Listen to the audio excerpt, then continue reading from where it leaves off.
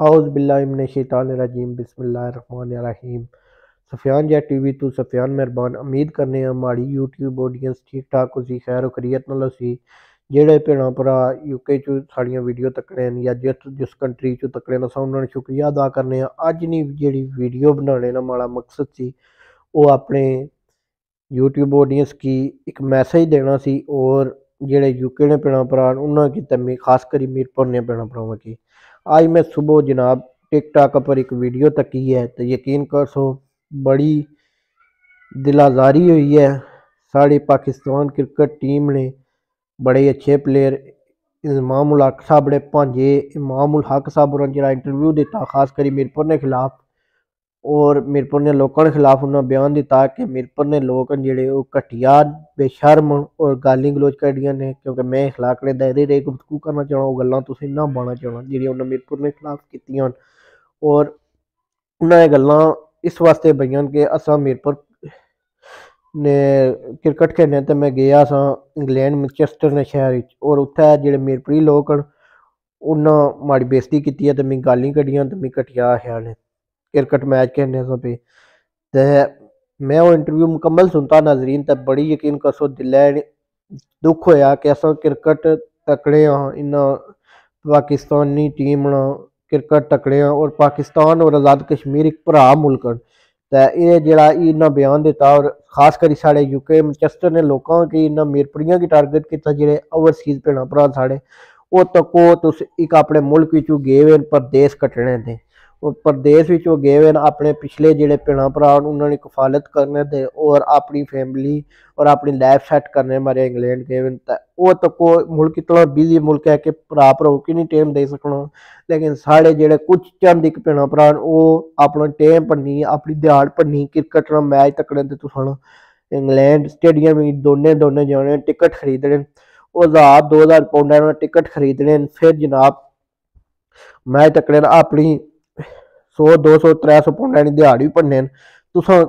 पिछे भन्ने क्रिकेट पिछे और तुसें फेमस करने वाली कुण है असां अवाम तो फिर तुसां असां अवाम की गाली कड्डो ये कुत्थै दा इंसाफ है। तो मैं एक छोटी जी मिसाल देना कि एक समुंदर विच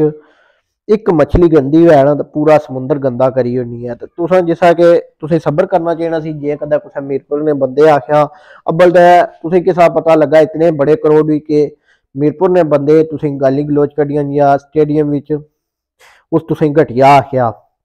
और दूसरा नंबर गल ये है कि अगर उस गल आखी है तो तुसें अल्लाह ताला माशाअल्लाह इतनी इज्जत दी है इज्जत नवाजिया पाकिस्तानी क्रिकेट टीम ने प्लेयर हो तुस मिनाज प्लेयर शामिल होने हो पाकिस्तानी कौमी टीमै तुस क्रिकेट खेलने हो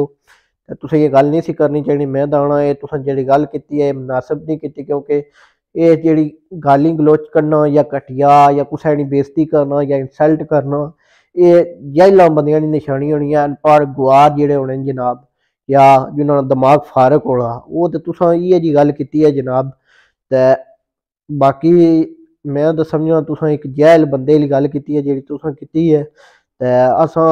बहसीयत मैं कश्मीरी होने दे नाते और मीरपुरी होने दे नाते मैं फखर करना कि मैं कश्मीर नाल माड़ा तल्लक है जिला मीरपुर नाल ते मैं वीडियो बनाना पिया तुसां दे खिलाफ कि असां तुसें पुरजोर मजम्मत करने जेह्ड़ा तुसां इंटरव्यू दिता उसी मैं पुरजोर मजम्मत करना और अपने जेह्ड़े भी आज़ाद कश्मीर ने खिता ने यूट्यूबर भैन भरा उन्होंने अग्गें अपील करना कि तुसां इन्हां दा इंटरव्यू तक्या उसी कुछ यकीन करो नहीं तक्या उनका इसने पर एक व्लॉग बनाओ और इसकी पुरजोर मजम्मत करो क्योंकि उन्हें मीरपुरियां की घटिया है तो उसमें मैं भी शामिल हाँ तुस भी शामिल हो साढ़े पूरा जिला मीरपुर इवन शामिल है उन्हें पूरे मीरपुरी हिस्सा तरह तो एक कौम होने ना सबूत दियो और मैं तक्या कि यूट्यूब जेड़े साढ़े खास करी यूट्यूब इंग्लैंड ने यूट्यूबर भैन भरा उन्हें इसने पर वीडियो भी बनाई मैसेज भी दिते और टिकटॉक ने जिन्होंने को चैनल को नहीं उन्हें टिकटॉक सोशल मीडिया पर अपना अपनी राय का इजहार किया है कि तुसां साड़ी दिलाजारी की है असां तुसां मैच तकने ते जाने ते अपनी दिहाड़ भी भन्ने 1000 पाउंड नहीं और उत्थे अपनी जनाब वाली टिकट भी खरीदने ते उन्हें मैसेज भी दिता और पाकिस्तान चों ही साढ़े कुछ भैन भरावां इमाम उल हक की मैसेज भी दिते हैं और यूट्यूबर भैन भरावां मैं उन्होंने शुक्रिया अदा करने जिन्होंने वीडियो बनाई के लईयां साढ़े मेरे खास करियै साढ़े वास्ते। ते मैं आज़ाद कश्मीर ने यूट्यूबर को भी अपील करना कि इसने पर एक मैसेज दियो, एक पैगाम दियो और अपने जेह्ड़े आज़ाद कश्मीर ने खास करी लीडर उन्होंने भी पैगाम देना कि जिला मीरपुर ने कि तुसां भी इसने पर आवाज़ उठाओ क्योंकि तुसां भी मीरपुरी हो। मीरपुर ने खिलाफ गलत ज़बान इस्तेमाल की है। ते मैं तो समझना पाकिस्तान जेह्ड़ा क्रिकेट बोर्ड है उसकी इमाम उल हक जे बंदे की जाहिल बंदे की क्रिकेट टीम विचों फारग करना चाहिए और जेह्ड़े क्रिकेट फैन दी दिल आज़ारी हुई है और आज़ाद कश्मीर ने यकीन कर सो जिला वीडियो तक्की ना मीरपुर ने कुछ बंदियां ते तक्की है पाकिस्तान विच भी ओवरसीज़ भैणां भरावां तक्की है जिला आज़ाद कश्मीर ने जिस बंदे तक्की वीडियो उसकी दिल आज़ारी होसी। और एक और गल है कि असां जुल्लै तक्को मैच होना पाकिस्तान च आज़ाद कश्मीर च बड़ियां बड़ियां स्क्रीनां लाने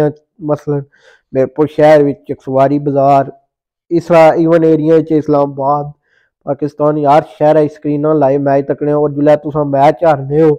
ते कुछ चंद साढ़े जेह्ड़े भैणां भ्राऽ न ओह् स्क्रीनां भी भन्नी ओड़ने दुख दा इजहार करने असें दुख होना कि साढ़ी टीम हारी है। और तुसां जेह्ड़ा मीरपुर ने खास करी बयान दित्ता ना इसदे नाल बड़ी साढ़ी दिल आज़ारी हुई है। असां इसनी पुरजोर मजम्मत करने और अस मैं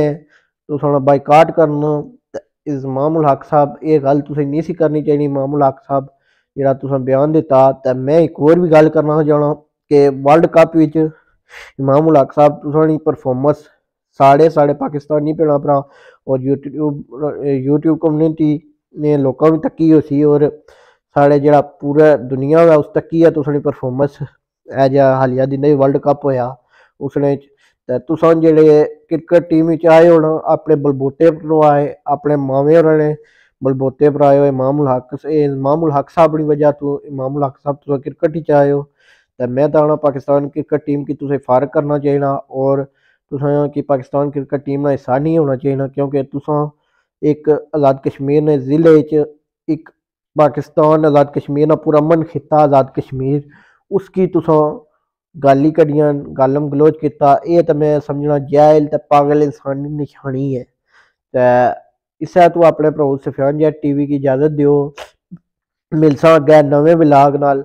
ते अज्ज जेह्ड़ा मैसेज ये मैं देना सी अपनी अवाम की ते अपने भैणां भरावां गी जेह्ड़ा असां दित्ता होऐ मैं कश्मीरी होने ना सबूत दित्ता और मीरपुरी होने ना ते तुसां भैणां भरावां अग्गै रिक्वेस्ट है कि हमारी वीडियो की ज़्यादा तो ज़्यादा शेयर करो ताकि ये मैसेज इमाम उल हक तक पहुँचे और जितने भी हमारे यूट्यूबर भैणां भराओ तुसां इसने लाजमी वीडियो बनानी है और जेह्ड़े क्रिकेट तकड़े आह्ले फैन न उन्होंने बड़ी दिल आज़ारी हुई है। इस्सै तो इजाज़त दियो सफियान जैट टीवी तू सफियान मेहरबान उम्मीद करने अज्ज दा व्लॉग तुसें पसंद आया होसी मिलसां एक नवें व्लॉग नाल ते